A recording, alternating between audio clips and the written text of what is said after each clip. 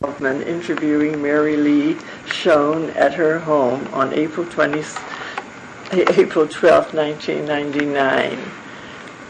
Mary, tell me where you were born and what your growing up was like. Yes, I was born in Sacramento Valley, in the city of Woodland, in Yolo County of California. I'm a product of the first wave of immigrants that came to America.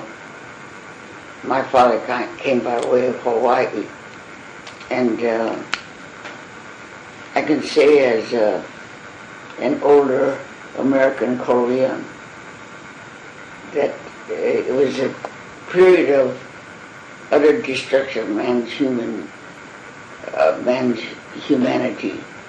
They didn't know what civil rights were or what their rights were, but they felt that they were strangers from a distant land. My father came here because he was hired by a plantation company to interpret Korean for the laborers who came to the islands of Maui and Oahu, and it was in 1903. But he always had the zeal to get an education, return to Korea, help rebuild Korea when it became an independent country again.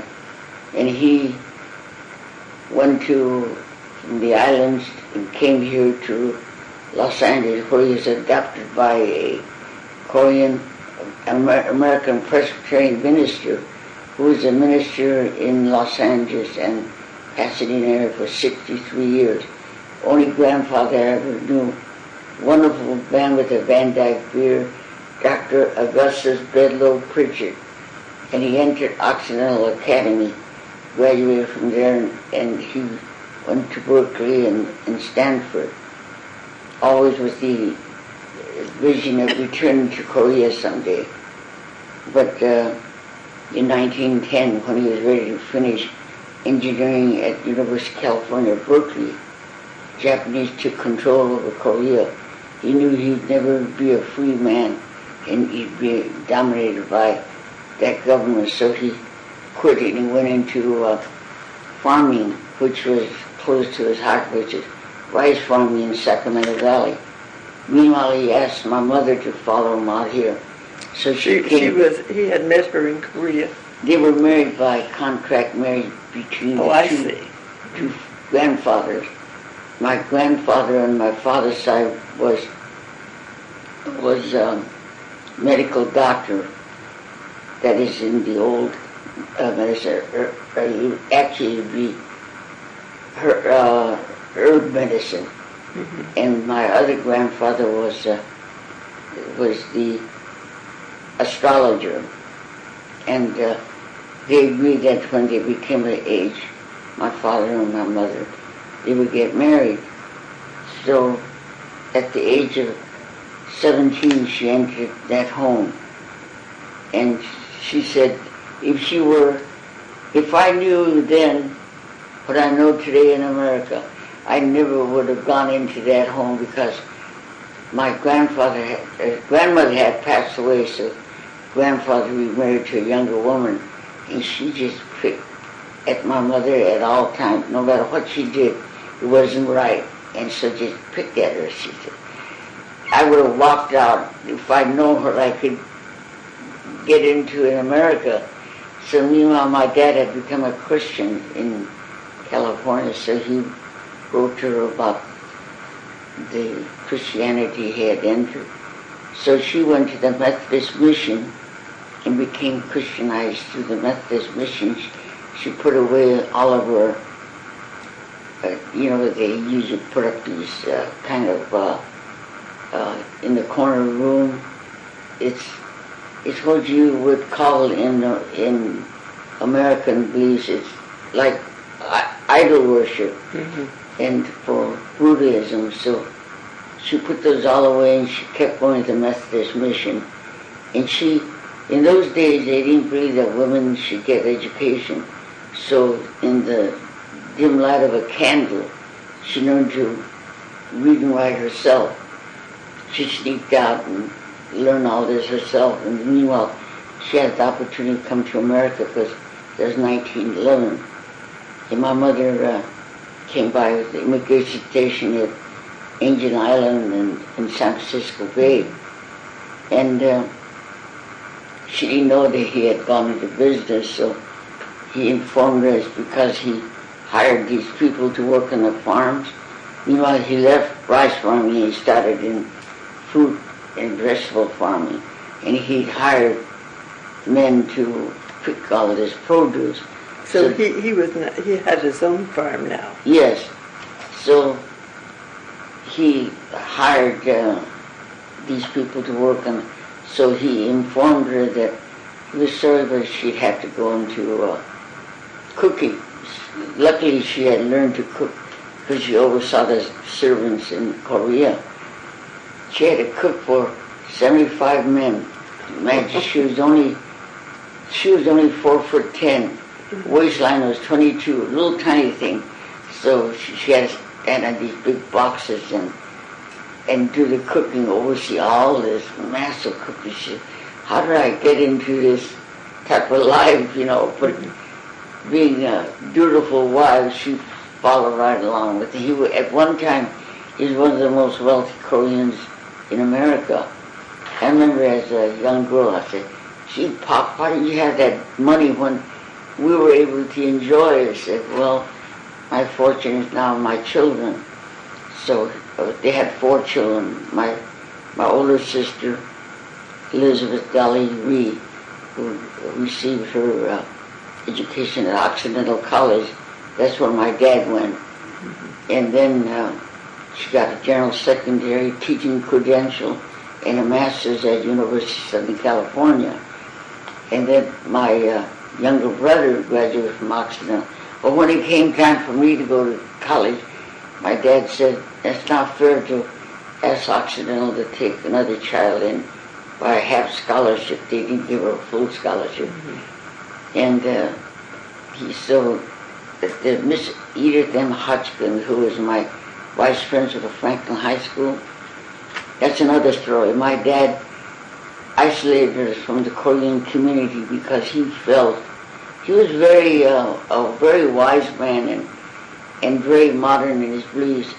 He said, I have to have my children grow up in the dominant society community. And it was almost like he had to prove himself.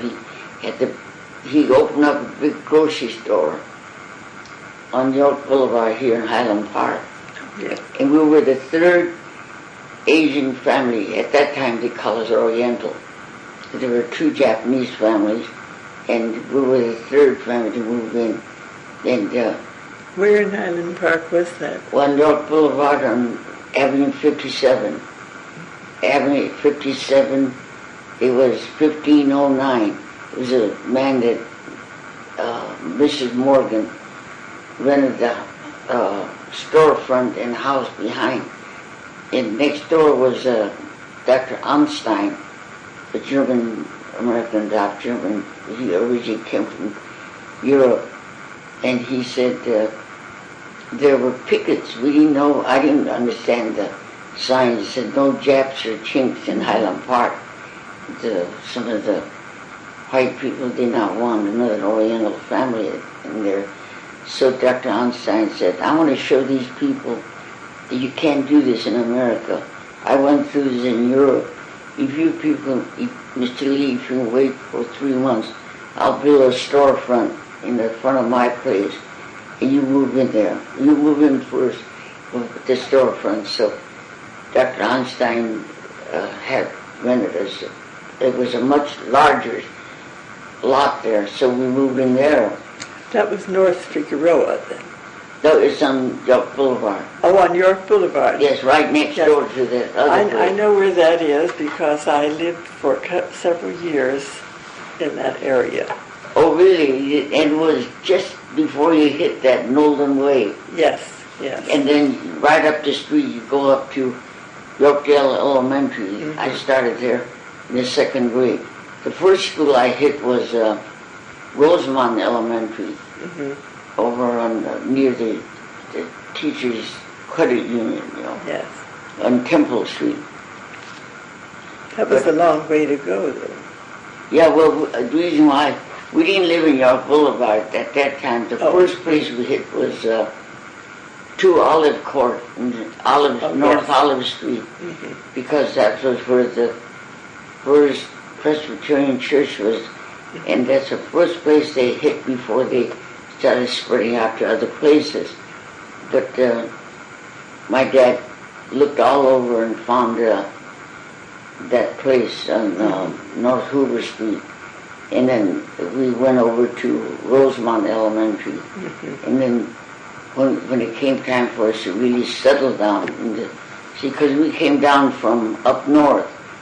We lived in Dinuba, Dinubury, you know where that's in the, yes. I think it's Tulare County. Tulare. Yes. So when I stopped to think of my dad, he was really a very adventurous man. He must have been. He wouldn't sit still.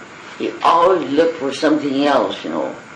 And so we grew up on York Boulevard until I was in junior high school. From York, I went to Luther Burbank. All 3 of us did. And then Benjamin Franklin High School. And in 1931, my dad was on the social committee for President Sigmund Rhee of the Republic of Korea, the very first president of Korea. And because they were boys in Korea, and my dad always followed Sigmund Rhee in his. He had a very large, loyal following in America. Yes, very much so. And so we stayed there until 1931. All of a sudden, these big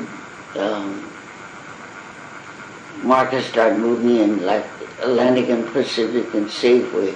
So our business sort of went down. So my dad went into chapchi and chow mein.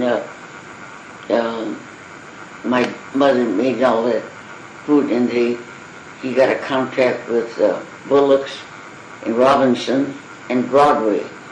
So he used to take gallons of this cooked food to each of those it must have been easier than cooking for 75 men. Yeah, that's right. So he had contact with those 3 department stores. Meantime, 1931, some people came from Hawaii, wanted to visit members of the party of Sigmund Rhee. So my dad had a 7-passenger Willys Knight car. And it was just, starting of the Depression. And my dad was just on the corner of Olympic and La Brea. And this drunk white man hit my dad's right side of the car. It was a 7-passenger car, and tipped the car over. And it killed my little sister instantly, 9-year-old little girl. And because of that catastrophe, my dad and mother lost interest in everything. Every day they went to the cemetery, and the business he went bankrupt. So he moved us out of there, and we went to. He found a house on 22nd North Broadway, South Broadway, and we started to go to school there. But we still want to stay in Highland Park School. So my dad drove us over there to still continue going to school here in Highland Park. In the meantime,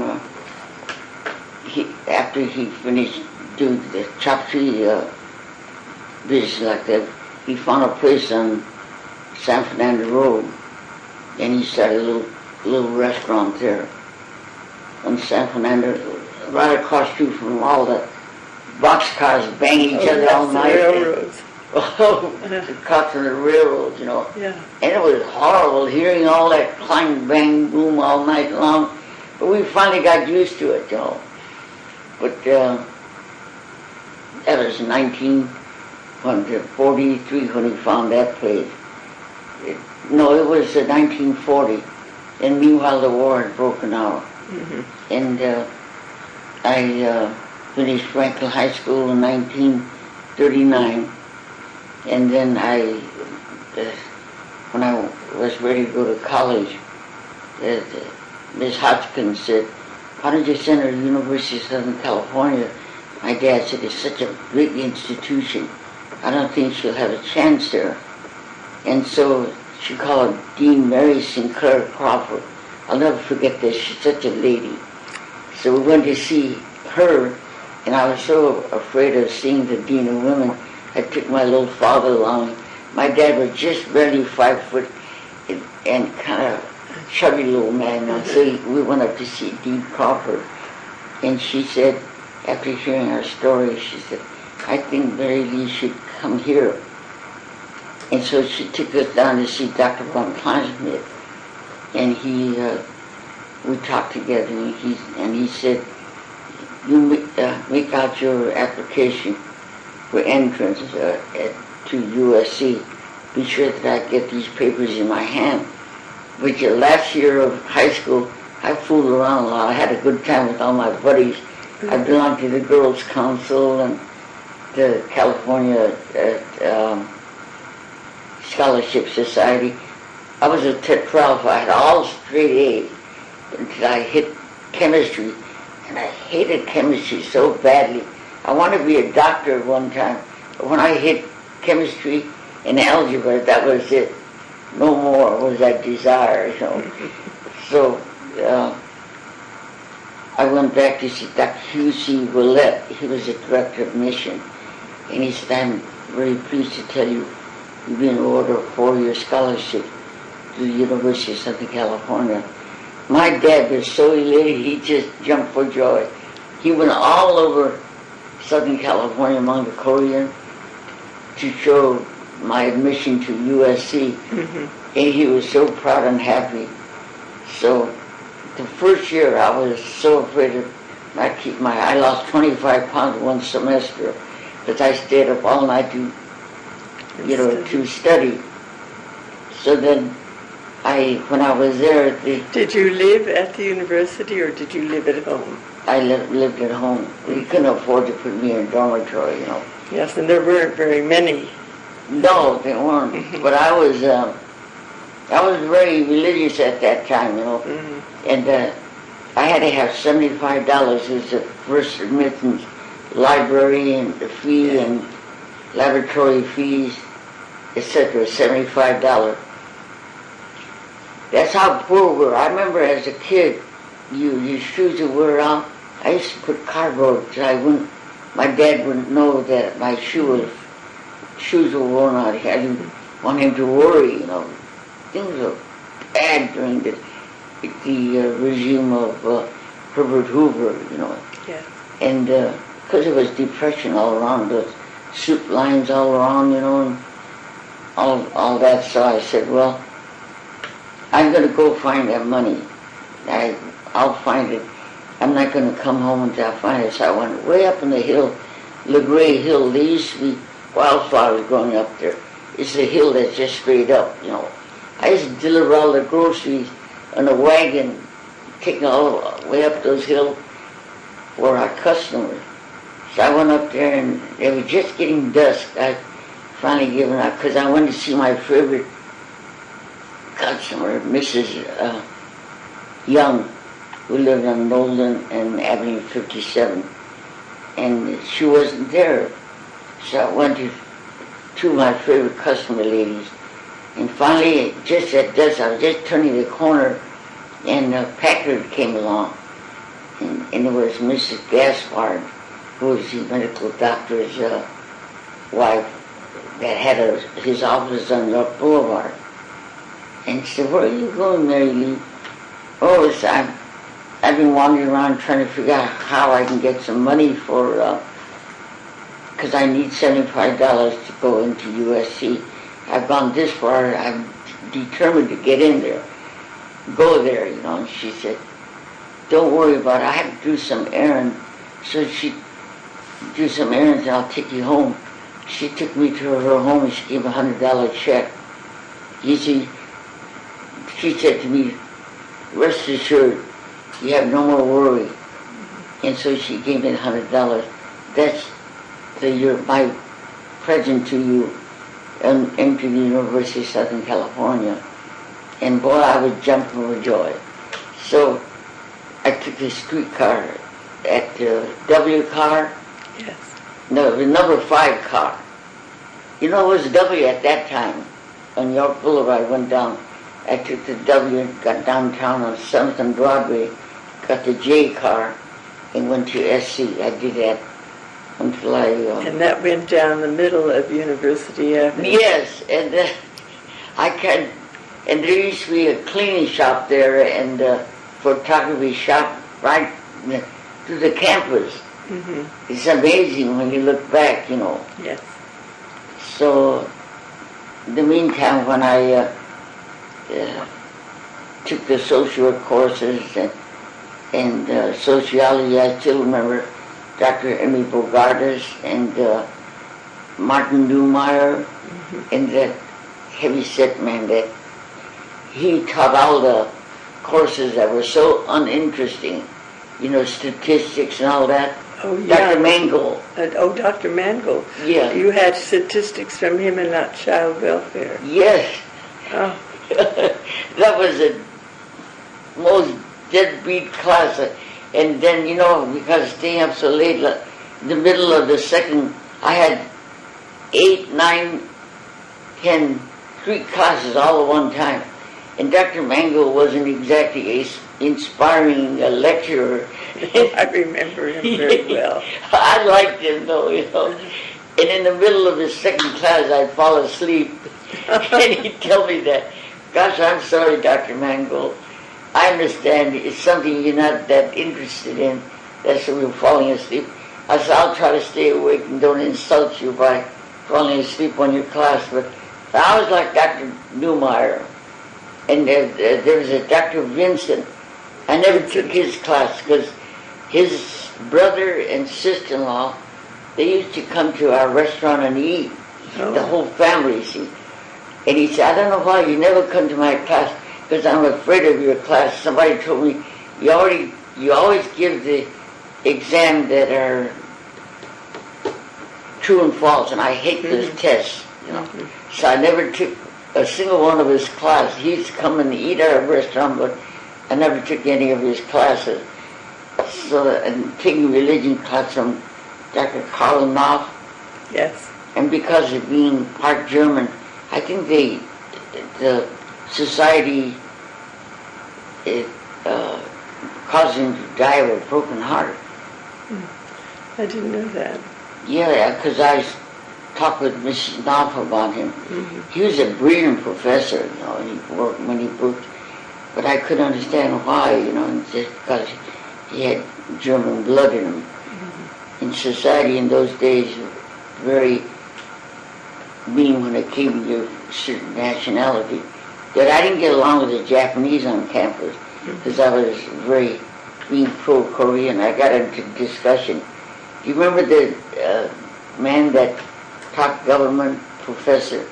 He was going by and I was having a discussion with Japanese, a Chinese, a German, South American, and a couple of American, Caucasian American. And the Japanese guy said, well, we're going to do the same thing to China that we did to Korea. I said, you got a lot of nerve. So I pushed him and he fell right in the fish pond in front of the library, the big library. Doheny Memorial Library. And I was on my way to religion with Dr. Robert John Taylor. And Dr. Taylor came, he's tall. He reminded me of Abraham Lincoln. So he comes along and said, Mary Lee, what were you just doing? I was knocking this stinker in the fish pond. He said, you must have been very tiny in comparison to him. Oh, yeah. So I was on my way to religion. So one by one they dropped off, and the Japanese guy was very apologetic and bowing to Dr. Taylor. And as he walked up the stairs, he said, Mary, was that a very Christian attitude for you to take? I said, I'm sorry, Dr. Taylor, but my Christianity does not spread over into militaristic Japan. I have nothing to say. What could he say to me? So I kept in touch with him and his wife. So maybe once every couple of months I used to go to his home and cook Korean food for him and Mrs. Taylor. She's a darling little lady. Said, you know, that your favorite professor is so quiet. She said, I get more results from talking to the bare wall than I do from him, she said to me. So in the meantime, when I was ready to graduate, just before that, the Methodist minister of Los Angeles said, you know, I understand you're studying religion, and I really need a Sunday school teacher because there are 17 boys in this class, and 3 teachers have quit because they're so bad, you know, they just can't do anything with them. They don't listen. He said, do you suppose you can come over there? When I went over there the first Sunday, it looked like I was looking at the Korean version of the Dead End Kids. That's how mischievous they look. I still see some of them now, you know. I remember when you had to get out and play ball with us, and we used to take a truck from Jefferson Boulevard Crow to our restaurant, and I'd treat them to lunch over there, but we walked the whole time. Where was this church located? It was, they didn't have enough money to buy a church, so it was a Brethren Church on 37th and near Normandy. Get off the street, walk down. I think it was United Brethren Church, owned by other people, but they had space in it, rented from them. So I became Sunday school superintendent there. Then when I was ready to go into social work, I tried to get I trained with the County Bureau of Indigent Relief, that's what it was called at that time. Yes, it was. And my supervising lady name was Florence Durlin, Durlin. Yes. So I worked under them, and you used to go out and, they deputize you. So I went all over in the horrible dingy hotel area, and then out toward East Los Angeles, and dole out welfare. But I didn't have a car, so I went by streetcar. And you sign out, and if you didn't come back in time with the offices closed, they send a car out after you. And because some of those people there you wouldn't want to be caught in a room all by yourself with them. This was in the downtown area? Yes, and in those dingy old hotels, Yes. And they said, when you handed a pencil, don't take the pencil back, pretend like you forgot it and just leave it there, because some of them were ridden with disease and germs, Then I started going into some of the homes out there on that poor area, and two of them I was able to catch with a lot of problems. I went to this Caucasian home, and the wife was bedridden, and there was his teenage daughter, and she always had fear in her eyes when I go in there. So did the wife. But the guy was kind of rough and kind of prejudicial. The man in his about mid-50s. And I told Miss Durlin, I said, there's something there that makes you feel very uncomfortable, because they have a little toddler, and then the older girl was about 16 years, and why didn't you go to school? And found out they were retarded, and he had 2 children by his daughter. So they put him in the penitentiary and put the lady in a care home, and the kids in a retarded institution. And that time they didn't educate them that closely as we have those special ed classes, in LA Unified. So, and then I went to this Mexican lady. There were 2 houses, one in the front, one in the back. And there was an old little Caucasian lady who was a social worker. She was a social worker for the woman in the back.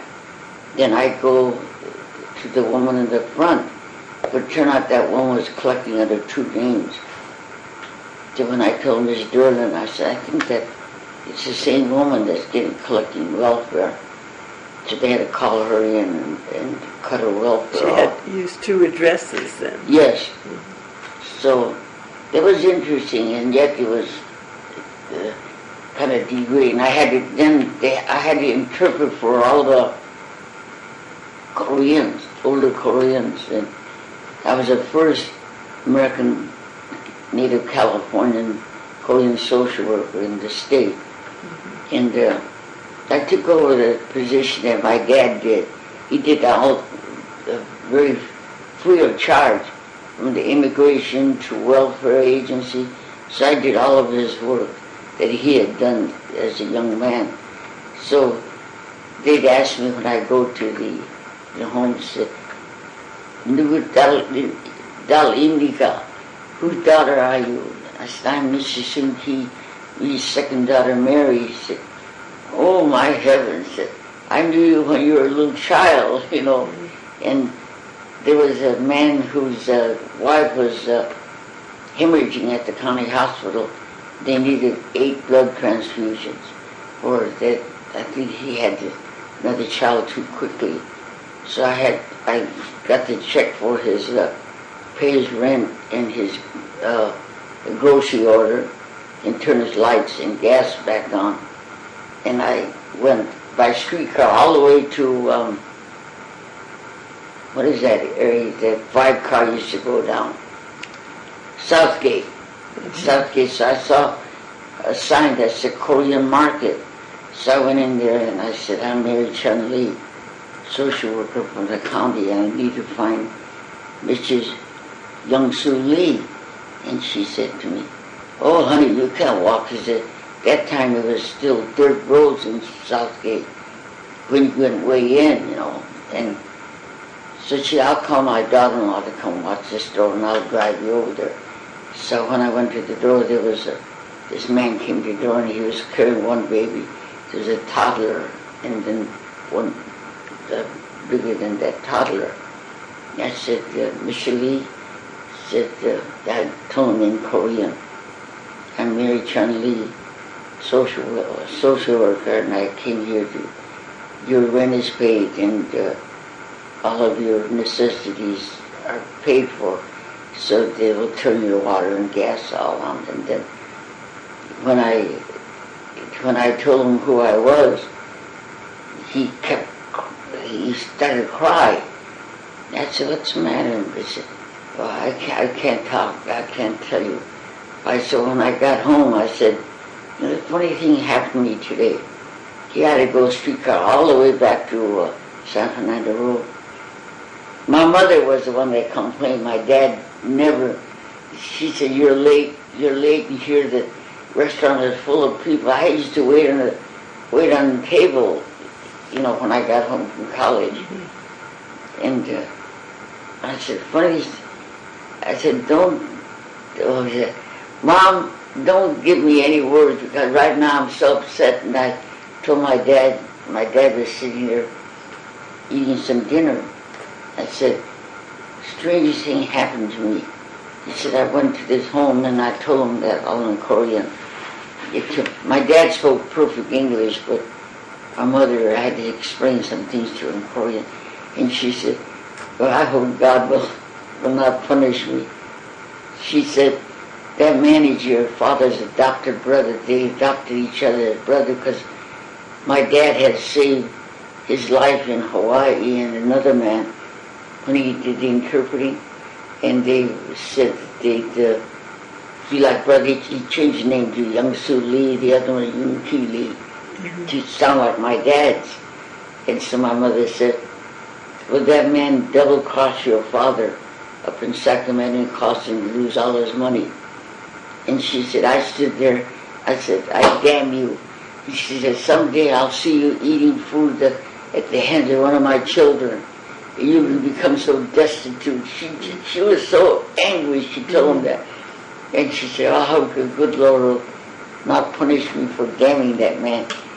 And so every time I give that man his check, he'd stand there and cry. And he was too ashamed to come and find my dad. And when my dad died in 1943, January 17th, he went to a political meeting because the communists were moving in among the Koreans. So he went to a joint meeting with all the, one party was communistic, another party was the one that followed Mr. An.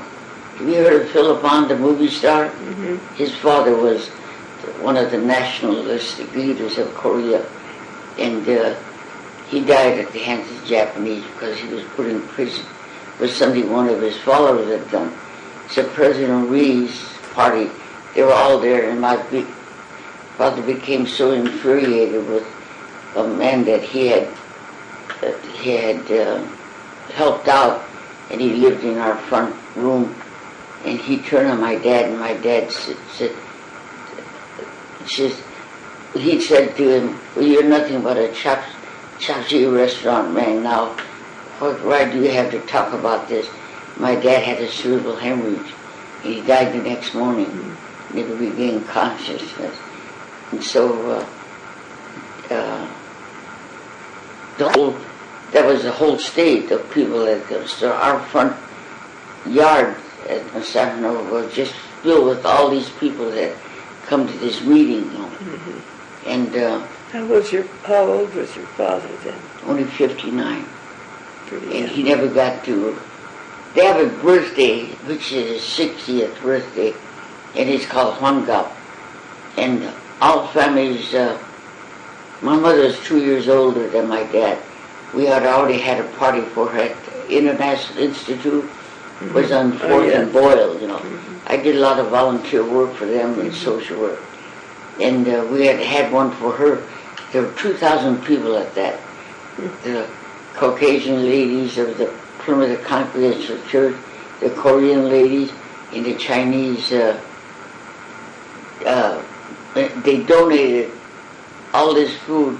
Part of it we bought, which was more costly, but the American ladies, Caucasian American ladies, made potato salad and all, you know, the type of food you would have for banquets and parties. So we had 3 groups of people eating. They had music going in the center where young people could dance. And then they had ethnic dancing on the stage while people were eating. And then that group would move out in the 3 groups.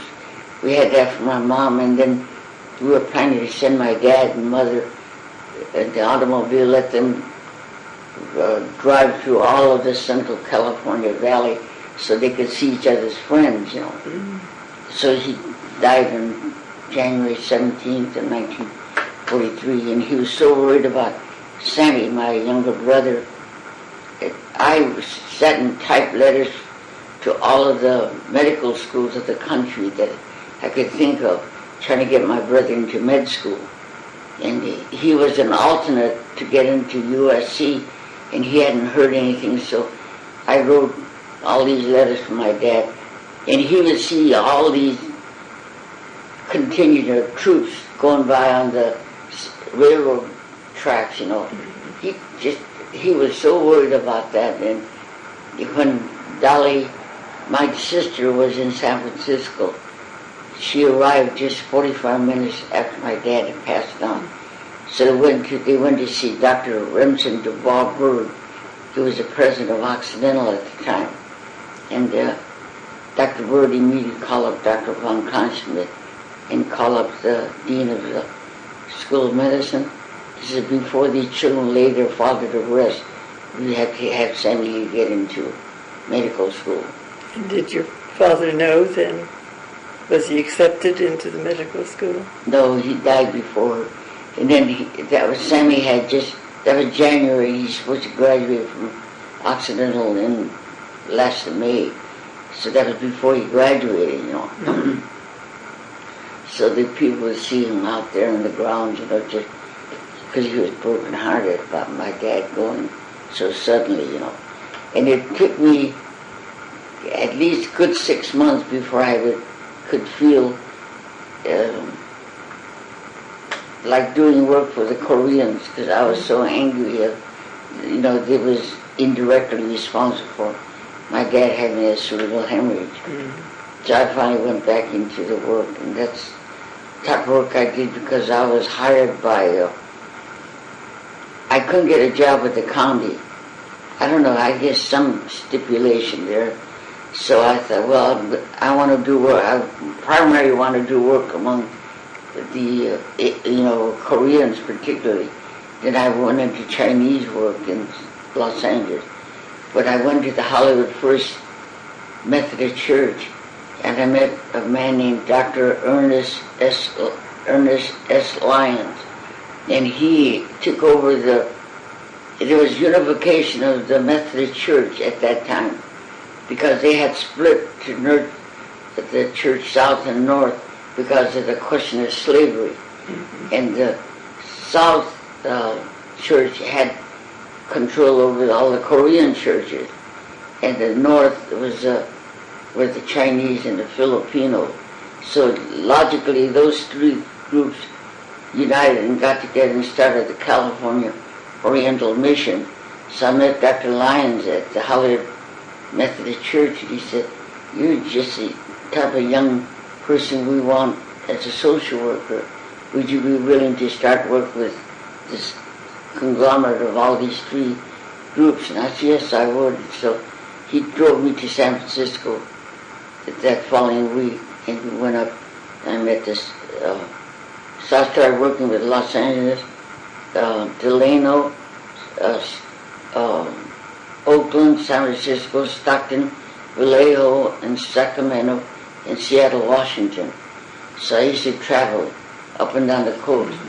That's the work I started with children and women, and I did interpreting for the Korean. So each of those places I started working with. What did you do with them besides interpret? Well, when they needed help in getting the children to a certain school, and the old people that needed to get false teeth in hearing and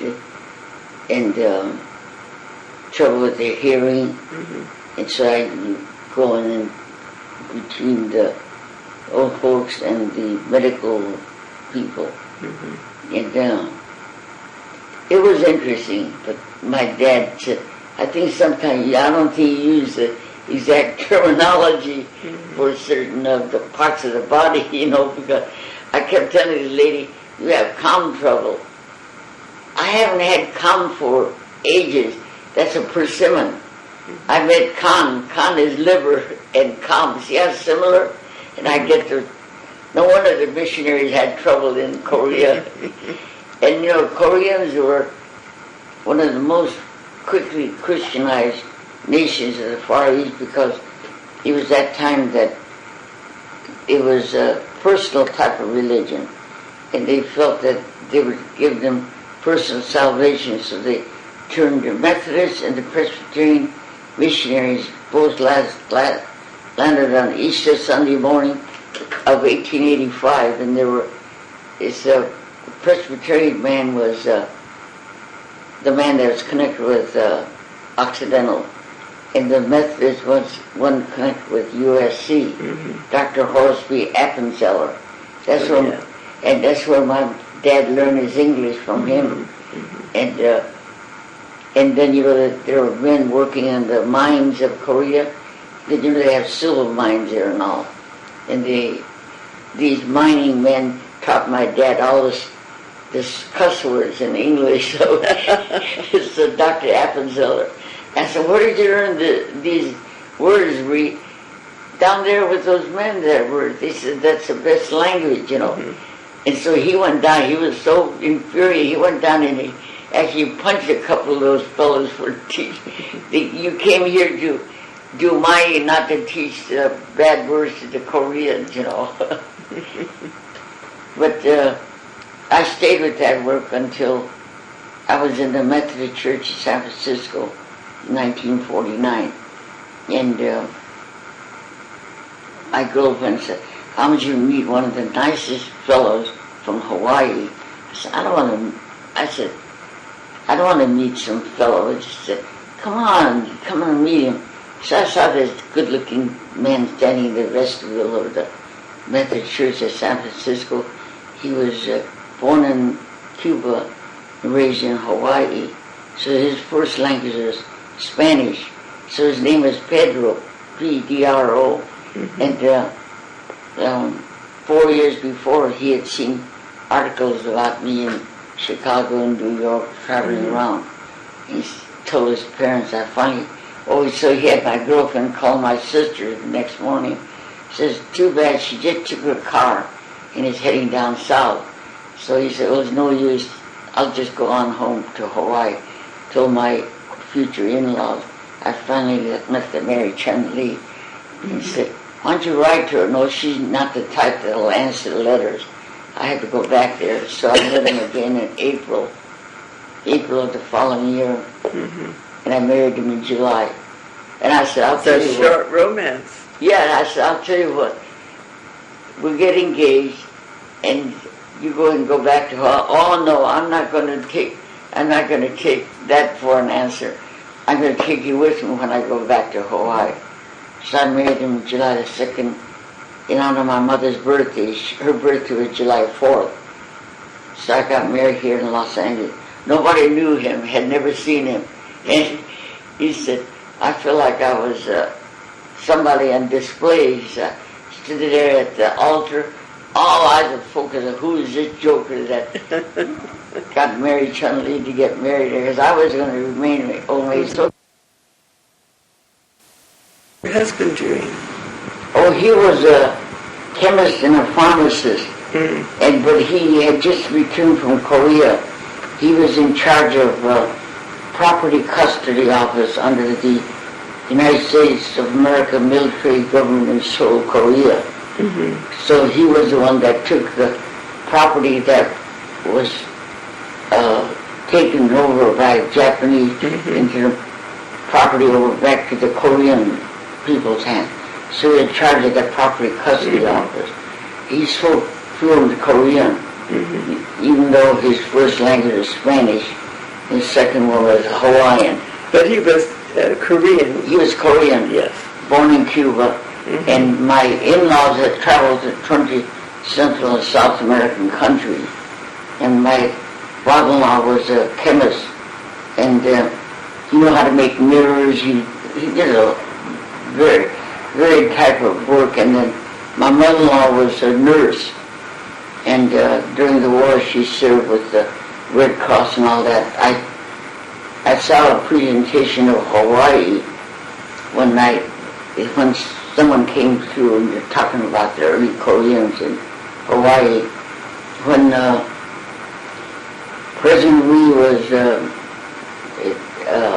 imprisoned by the Japanese, they were trying to kill him, and what they would do, they'd hang him by his arms and blow him up with water and beat him, and then they were ready to kill him quietly when the Koreans put him in a Chinese man's coffin, and they sent him across the seas to America.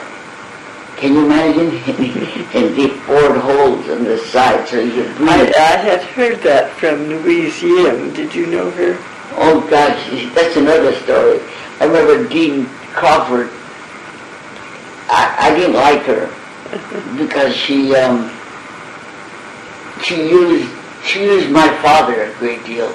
He did all the taking her with his old beat up car, took her all over raising money, and at the last she got a little bit too greedy, and it kind of burned me up, and so when Dean Crawford called me and said, we're going to honor Louise, and Dean Crawford, I won't go across the street and give that woman the time of the day. I can't stand her. Why, Mary Chun Lee?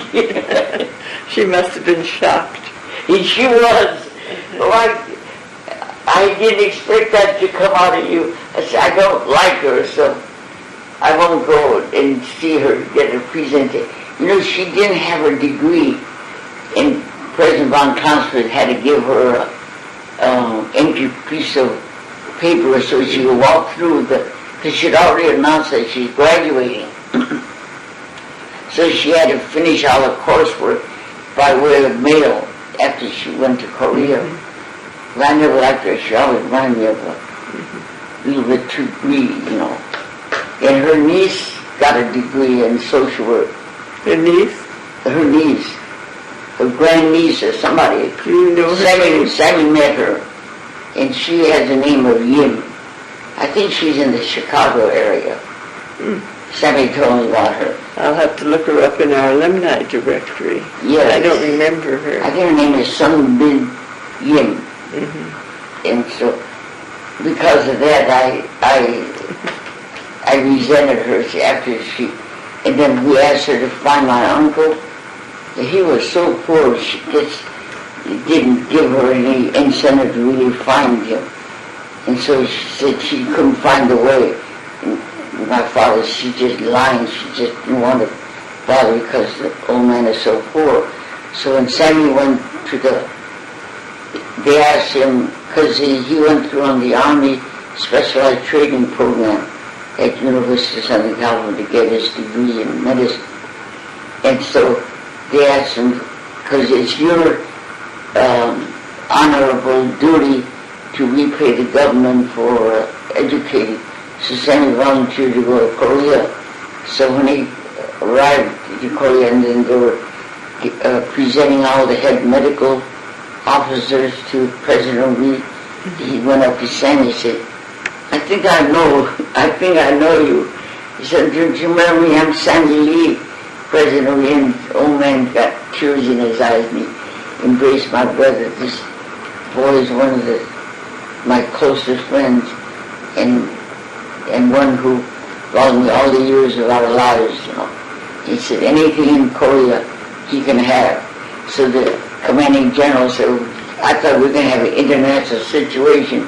He wanted you to come and live with him over there, but every week he went to have either lunch or dinner with President Lee, and he also went over to see he got a secretary to go around and find my uncle. And I had a friend who went through University of Southern California for his doctorate, Dr. Carl Moon. And I used to think he was a big sissy, you know, because I'm being a tomboy type of girl. And he used to follow me on campus. So I used to ditch in the women's bathroom, and I'd ask the girl, did you see a Korean man sitting outside there? No. Yeah, he is. Well, tell me when he dissolves and he's gone, you know. And it was just Dr. Carl Moon. He followed me all the time around the campus. So years later he came back as the Secretary of Foreign Affairs for the Republic of Korea. All the officers were at the Presbyterian Church on Jefferson and Budlong, and all these head officers of the Korean government came to be presented to the community. You know, when we were growing up, there were only about 740 Koreans in Los Angeles. So we all knew each other, and whose kids you were, and where you went to school, all that. But look at it. After the opening of Korea with immigration and war brides, and the community grew in almost cataclysmic proportions.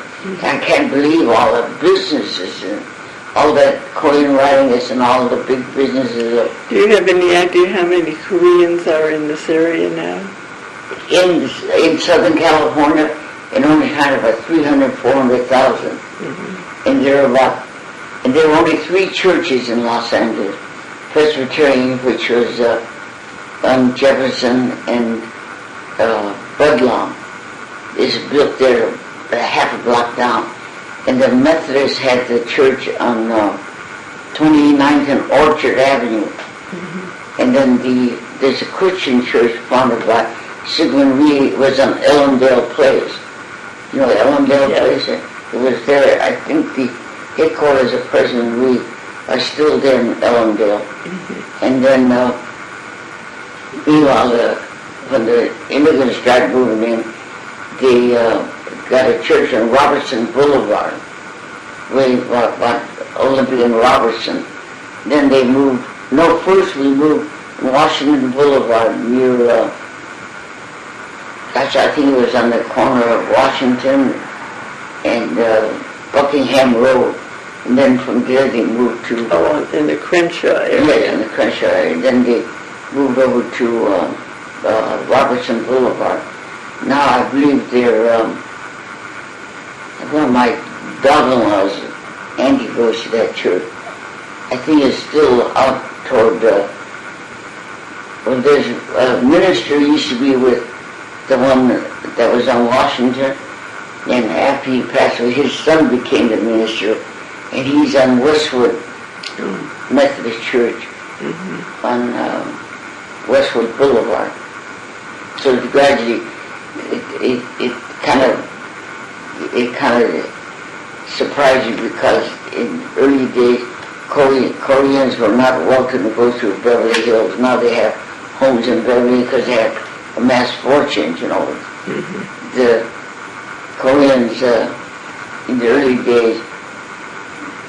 I used to work at Bullis downtown, and the reason I was able to get a job is that the superintendent of sales and the manager of employment were classmates of my dad's at Occidental College.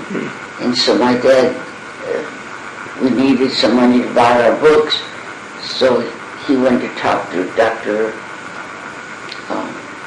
Mr. Young, and Mr. Young's brother was the financial advisor to China from Occidental College. That's so they are kind of intertwined there. So my sister got a job at the sportswear department, and I was at the Collegian on the 4th floor. But those days, so-called Orientals, when supposed to be salesperson, it would be kind of against the grain to have a so-called Oriental wording in your department. So, and I did stock work. I had to see how to fold the sweaters a certain way and put them in the cases. And one of the girls that worked there said, "I'm more afraid of the little stock girl than I am the buyer, because they used to pull the bottom one and then mess all the rest of them up, and I raised heck with them and said, and you come back and do your own sort of piling, because I just got through straightened that out. Okay, Mary Lee." So I worked 8 hours a day for $3.20. Can you imagine? $3.20. Kids nowadays, their stomachs are too, that they say the phrase in Korean, because they're so content with eating well that they wouldn't lower themselves by going and working 8 hours a day for only $3.20. But that was big money. That was the prevailing wage. Yeah, and so then I go on Monday and buy the book I had to have. For the rest of the book, I used to sit and wait until 10 o'clock when the library would close, and I get the reference book and take them home. All these bundles of books I used to have. And when Dolly came to USC, she and I drove the little Plymouth coupe from San Fernando over to SC to school, so that we were able to pile the books in that little automobile. So she got her advanced degrees at SC, and then she could get a job as a teacher. So she went back to Willis in the shopping service office. And when I was in my travels in San Francisco, the Filipino man, one was an attorney, one was a doctor of medicine. He was in the, what is that office that take care of the dead people? The coroner's office. In the coroner's office. And he said, Mary, what you ought to do is get your sister to come up here, establish her residency. Then she could start teaching up here, because there's many Chinese up here. They use Oriental teachers. So Dolly went up there meantime, she had to have a job in order to support herself. So Dr. Bird called up Mrs. Newhall. You know, the city of Newhall was begun by the great-grandfather of this man who was editor of the World Magazine section at the San Francisco Chronicle. So he hired her to work on the world news on this magazine that was put out every Sunday at the Sunday edition of the Chronicle. So she stayed with him 52 years. That long? And every time he was promoted, he took her along. And he bought that mansion up in Piru, and it was a big Catholic home for the priests, and then down below was a little home made of all marble. That's where the nuns lived. So he bought that, and everyone wanted to see that showplace of the mansion house. So Scotty died just a few years back, and of course Dolly retired, and she lives up in San Francisco yet. But when she left, my dad cried and cried, because the first time one of his children is leaving him, and said, "Oh wow, she's a grown young woman. She has to get out and spread her wings and see what life is like away from home." But that's hard for a father to take. Yeah. So she still lives up there in San Francisco. Her health isn't too good, but she sounded pretty good until I talked to her yesterday, because she got pneumonia a couple of months ago. That's what happens to older people. Didn't take care of yourself, you know. So she has one son. Her daughter-in-law's going to come. That's somebody to take care of her for a while. But I said, "Your voice sounds really good." I knew she was getting better because she got fight back in her, you know. And so anyway, that's what she said. I would never want to go back in education. She trained at Manual Arts when she was training for her master's at SC. But she said, "I know those kids are much worse today." You know, and I trained in Watts. Oh, and so my husband died Grace. He had cancer of the lymph gland, and he had nodules on his salivary gland. So when my brother helped Dr. Percy take out the cancer, at that time he told him that I think I saw the seeds of cancer going down toward his lungs. So within How long were you married then? 11 years.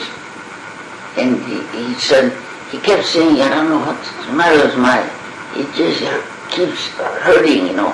I should go see the doctor."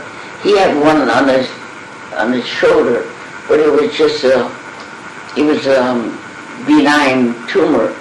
But then when it spread to other parts of his being, so it took 2.5 years, and he was going to go back into pharmacy. And so head of thrifty drugstore said, anytime he wants, he can come and become a pharmacist in the thrifty drugstore line. So he went to Stockton to take the pharmaceutical test. He drove all the way up there, and when he came back, he said, "I don't know why, I feel like something, I bumped my leg somewhere." It was spreading down to his extremities, and then when he went to have cobalt therapy, he had 50 cobalt treatment, and I drove him for the final cobalt treatment. That doctor should have let me put him in the hospital, but he said, "Are you going home?" I said, "Yes." So from Beverly Hills, I drove down Jefferson Boulevard and brought him home. I lived on 37th and McClintock. You know where the Olin Hall of Engineering is? Yes, I do. Right across the street was my home. So I saw two of my mother-in-law's tenants. They were on Jefferson. I said, I honked at them, and I asked them, "Can you take me? Could you follow me home?" I said, "No, I can't. Possibly my husband is asleep in the back of the car." So they carried him home. 45 minutes later, he was dead. Then I called the fire department. I called my a lady friend who was one of the parents. She came over, and when the paramedics came, said, "There's no reaction from his lung." So call up that doctor. But my Jewish doctor friend, who was also a doctor out here in the valley, said, didn't he tell you that he was going? He said, no, he never indicated. He said, if I were you, I'd sue him for inhuman medical practices. If he sends you a bill, you tell me. He said, I'll fix that fellow. He has no business. He could have died in the car while you were driving down the street. And so the kids are all in school. The little guy was the one that lives with you now. Was only 3 at the time. They're 3, 7, 9, and 11. And I thought the world was ending. And when Herbie got old enough to fend for himself, all of my children went to 32nd Street School. Mm-hmm. And so when they went through 32nd, John Adam, and when they got time to go to high school, they didn't want to go to Emmanuel or the other one over there where most of the Japanese kids went. So I went to see Dr. Kelly, Dr. Robert Kelly, and I asked him to get permission to send him to University High School. So my oldest son drove to Uni High every day. Mm-hmm. So 2 of them graduated from Uni, and the third one I couldn't afford to. I went all over trying to buy a house about the middle range because I couldn't afford to pay such a high payment. So this friend of mine said, "You heard of Altitude to Monterey?" I said, "No." He said, "It's lodging between Highland Park and South Pasadena." So I bought this home, 1968. You've been here since. Yes. So, meantime, when it got time for Debbie to go, Debbie went through, they all wanted to go to the University of Southern California, so Debbie went to pre-law there. And then when it got time to go to law school, they didn't let her get into USC Law School. So I said, well, I was very active member with the NEA, and I was on the Asian American Task Force, where you travel all over the United States and Hawaii to counsel Asian parents about college and about what education would do for them. So I was in Washington, D.C., and I told the head of the task force, he was a black man, and I said, my daughter wants to go to law school. When she approached the fellow from law school in Washington, D.C., he turned his back on her. He said, I'll fix that guy. So he had him go see the dean of the School of Law at Georgetown University. The young woman said, if her mother is that interested to be her across the United States to get a child into law school, it said, you tell her to be sure all her papers are first place directly into my hands. And then she started being a clerk for the well-known Congressman Diggs of Michigan. Mm-hmm. So she was a law clerk for him. So he wrote a letter. He said, this girl has to get into it. So she started working right there. And she got in law school right away into Georgetown. So when Kathy tried to get into med school here, they didn't put her into med school at SC. So I sent her across the United States.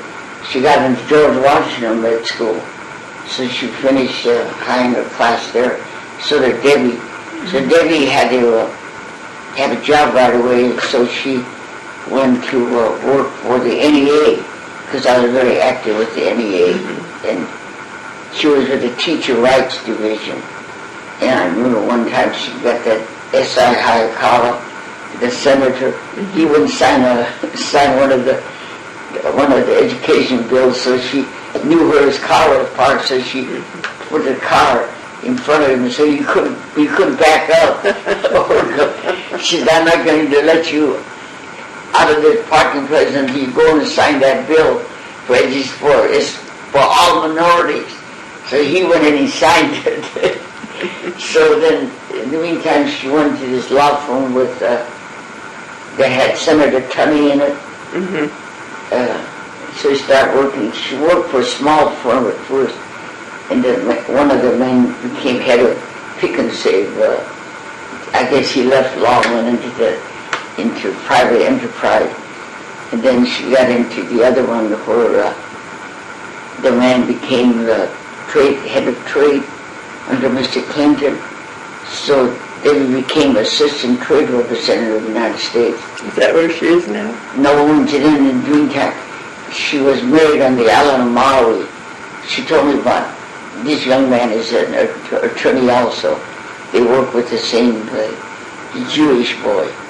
So he said, yeah, Andy proposed marrying. I thought, oh, you.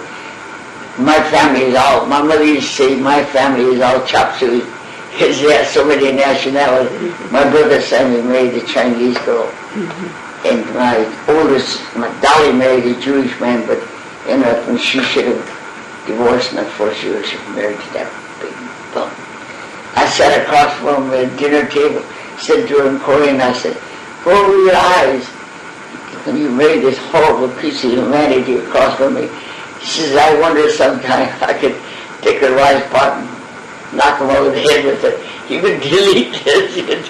Told her that. Anyway, after 17 years of marriage, she went to the rabbi of San Francisco. And he said, you know, you've been a fool all these years. You should have dumped him the first year of marriage. He's no good for you. So dump him. Get rid of him. So she divorced him. She did. And she stayed single the rest of her year. Where is she now? No, he remarried to some Jewish, or he died, not till, I don't know how many years, but my nephew was a sheriff in Los Angeles County, so he flew up there, he buried his father himself, but he never did anything for him or for Dolly. It's always something he'd always say, well, you know, when I make my money, as Sammy said, you have to push his mouth. I said, well, and whenever I mentioned that to her, she said, don't remind me, that was my fatal mistake. Only redeeming thing was having Robert, that's my nephew.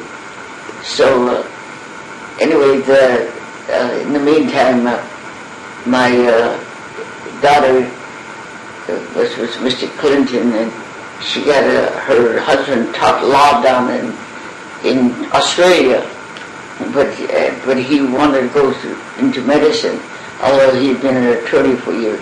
So they went down to Australia to live for a couple of years. Now she's back here working with the World Law Firm. She teaches law at USC one night a week on Wednesday. She teaches international and trade law to the students. I think it's like after hours class. It's like a extension. Yeah, it's like, and the kids like it because it's integrated together, you know, talking to source. They approached her to teach at SC in the School of Law. Well, what's her name? Debbie Leilani Shon. Her daddy gave the name of Debbie. Leilani is Hawaiian name, which I gave her. Debbie Leilani Shon. She used her maiden name yet. She doesn't use her married name. So she's down there on Wednesday afternoon teaching that class. I haven't gone to watch her yet, but one day they called her to England so she could teach that class. So her husband went over, taught her for her, and he got a standing ovation. He did such a good job. He's a United Nations some position where he's gone to Bosnia and all those troubled areas of the world. I hope they don't call him to this prison free because that's going on. But I asked her, how do you think you're president now? She's non-committal. So you have this one daughter who's a lawyer, Yes. and what do the other children do? The other daughter is a medical doctor. She was in medicine up in Malibu, and she got earthquake, fired, and flooded out of there. She couldn't wait for them to rebuild. And Dr. Howard House's daughter-in-law, I think is one of the offices up there in Malibu. Mm-hmm. So she left that area and she came down here to, there used to be a big building there, used to be occupied in Village Emporium, and Prudential started a medical center there. And you know, the bums, they felt it wasn't worth their commitment and money for them. So they closed it up without even telling the young doctors. The fellows in charge knew. So she was floundering around for a while. Then she got the opportunity to go to Hawaii. So she went to the island of Maui, and she's with Kaiser in Mililani Town, on the island of Oahu. And so she said, Mom, sometimes the senior citizens come in to see my name, put it on me, and said, Shon, she said, do you have a grandfather that ran drugstores in Honolulu? Well, yeah, that's my paternal grandparents. Oh, they used to have the most interesting drugstore. It was like that place over in the island of Maui. They sell everything from pencils to being a pharmacy, you know. Mm-hmm. And then her father also had one there. They had 2 pharmacies in Honolulu. So she, and then she's met a lot of good people in Hawaii, are very cordial, and you know, and of course it seemed funny to be the member of the majority over there, you know, in Honolulu, because there's so many Asians there. Debbie was married on the island of Maui, and the man who was officiating is the very famous Supreme Court Justice of Hawaii, named Justice Moon. He just came last Saturday to speak before the Korean American Leadership Coalition. Mm-hmm. I spoke in the morning. I was on a panel speaking of the forgotten past. That was what had happened in the early days to the Koreans, and having done social work, I knew all the problems the kids had gone through, and to the present day.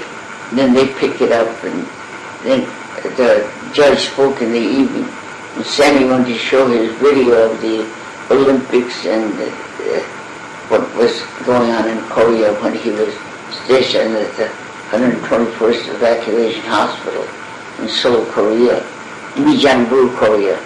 So I stayed there until 4:30 when my young lady friend, who I kind of primed along the road, she's now principal at 3rd Street in the Hancock Park area. Mm-hmm. And then there's a young man who has known me since he was 3 years of age. She said, I saw they were really a little bit late getting in there, and he said, here comes a lady that made me marry a Caucasian girl. He said, I was scared to death of Korean women. And I'd known him since he was about 3 years of age, and he was the county Board of Education. You know, you have the former superintendent of county teaching at SC, Stuart Gothel. Oh, yeah. Wonderful man. He's just tall and very imposing. I really like him. I hope he comes to dinner on May 1st. Yeah, I'm going to be there, so maybe I'll see him. Yeah, Dr. Stewart, a wonderful gentleman. He loves my kimchi. Mm-hmm. He's on the board for Fedco with my brother Sammy. Mm-hmm. When he met Sammy, he said, you tell her that I really miss her kimchi. Boy, she used to bring down the best kimchi down to the county offices. It's my young principal friends calls me the kimchi diplomat. Dr. Handler ate my kimchi, so did Dr. Johnston, and all of the superintendents, and Dr. Ruben Zacharias. I don't know whether he's going to make the job. I know for sure that Mr. Dan Austin, who is the chair of the whole staff, I think I have to call him to be sure he received the invitation from the alumni office.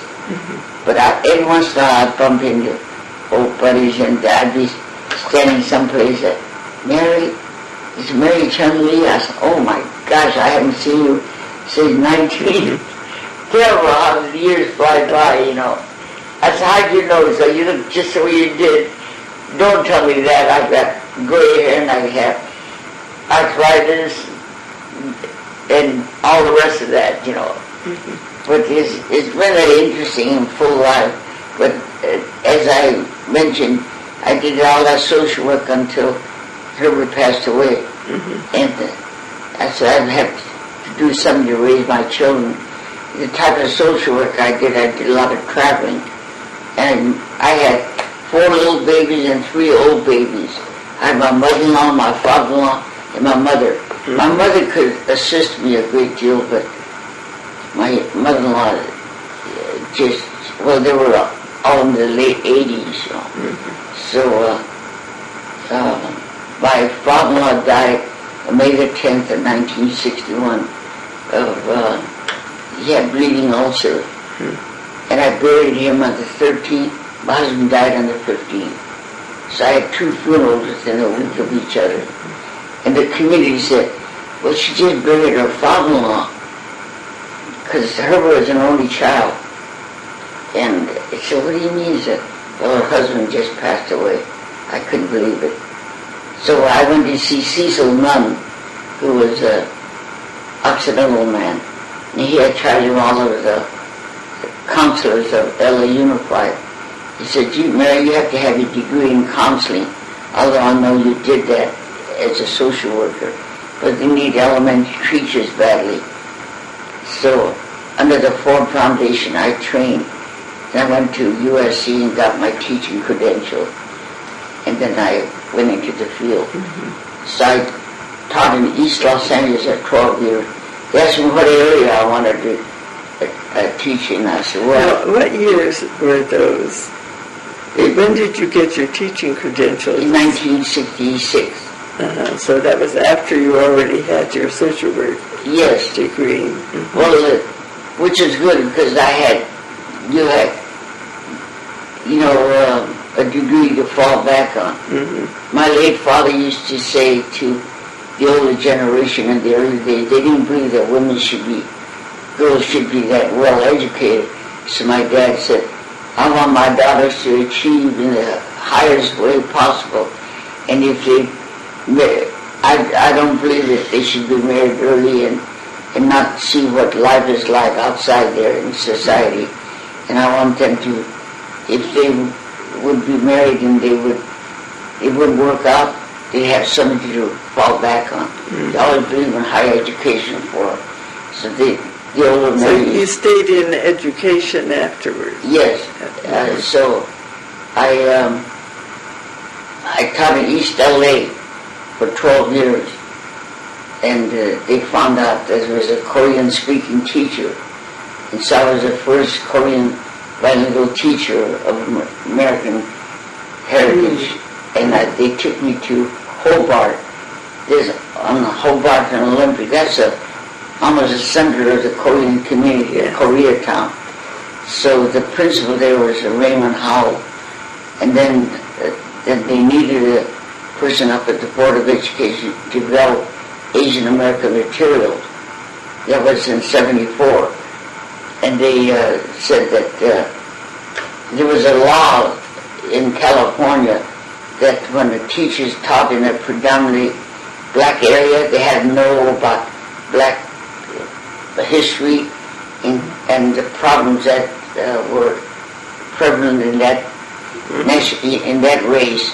And then there was one for Hispanic.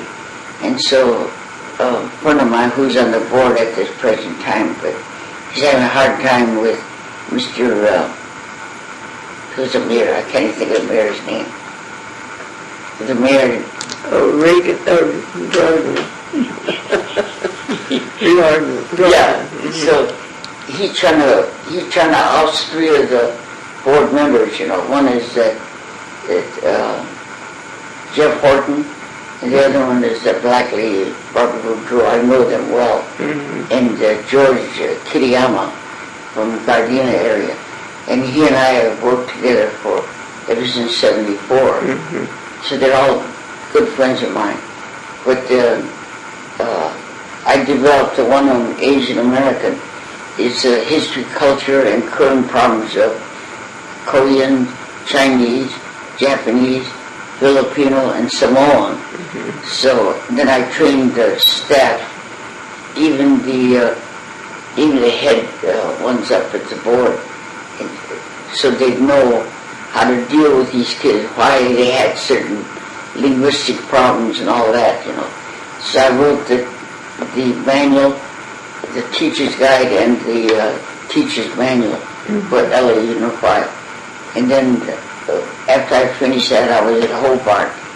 So the young woman who had charge of the Asian program up at the Board of Education wanted me to come there so I could develop all the ethnic materials. So I wrote film script and books on the culture of Koreans. And like the 60th birthday, the Children's Day, there was a Korean Children's Day. They used to have the Japanese Boys' Day, but then they went into Children's Day because Title IX started moving into the service up in the community. So it was interesting, and I helped develop some of the Filipino material in Samoans, and I taught preschool down in Gardena and down at Torrance with Filipino, Japanese, Chinese, Korean, and there were some Mexican kids got in there. And then in a school called Delaware Street School, it was predominantly Samoan. So I worked with the Samoan kids before my retirement. And then Dr. Richard Cooper, who I think he got his doctorate at USC. He was superintendent of Area 5. They were all in Area 1, 2, 3, 4, 5, 6. How did you go about getting the material for these different...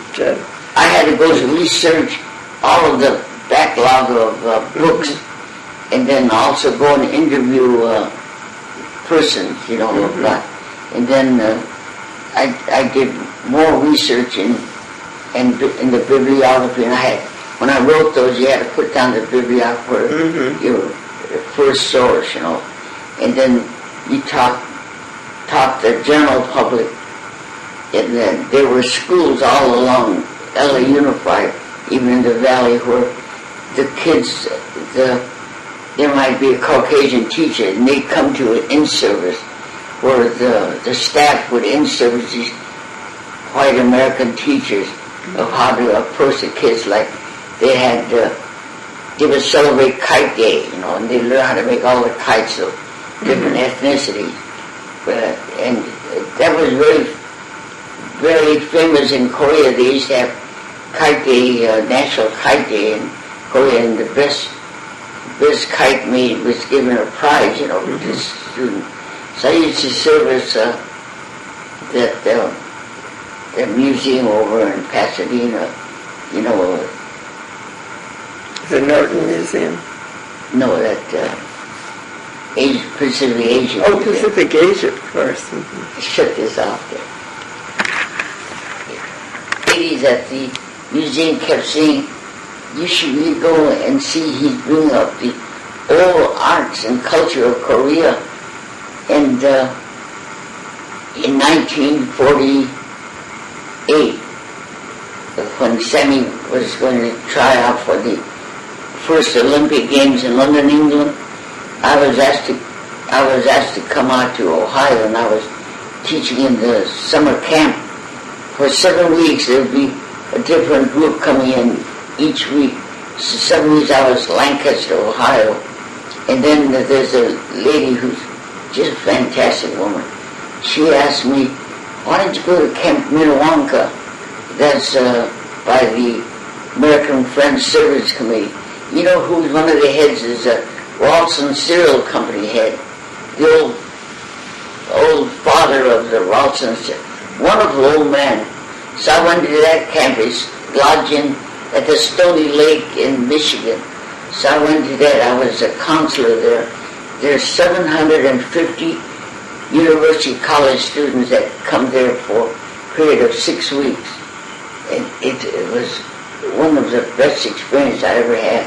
I met some of the leading head men of education and of private business. Mm-hmm. And I met Mr. I can't think of his name. But the son is still running that checkerboard at Checkerboard Square in Michigan. Mm-hmm. You know, the Ralston Cereal Company.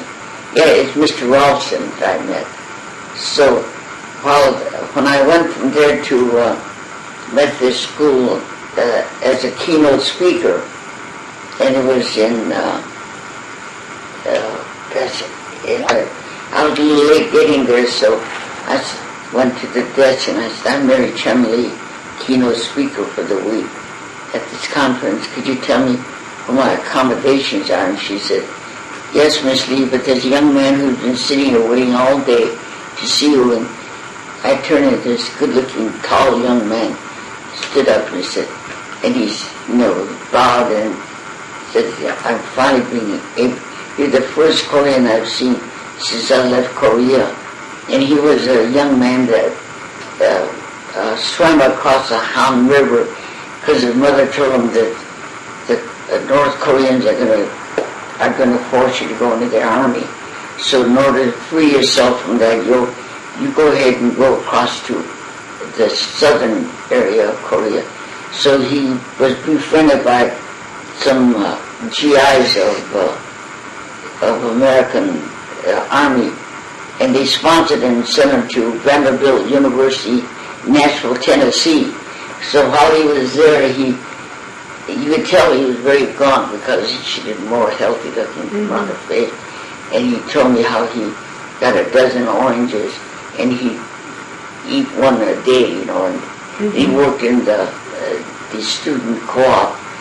And so while I was in Ohio, I was at this home of Dr. Walter Heinzman, and he said, and I tell him how he didn't eat. He pulled out his wallet and gave me $100 bill. He said, send this in, will you? So tell him to eat a little better, So I started getting money for him. So when we were there, every night we walked down to the creamery and get an ice cream cone. And I'd buy him an ice cream cone. He said, I'm embarrassed that I should be treating you as teacher. He said, don't worry. I said, you just go right ahead. And the little blonde girl just thought he was so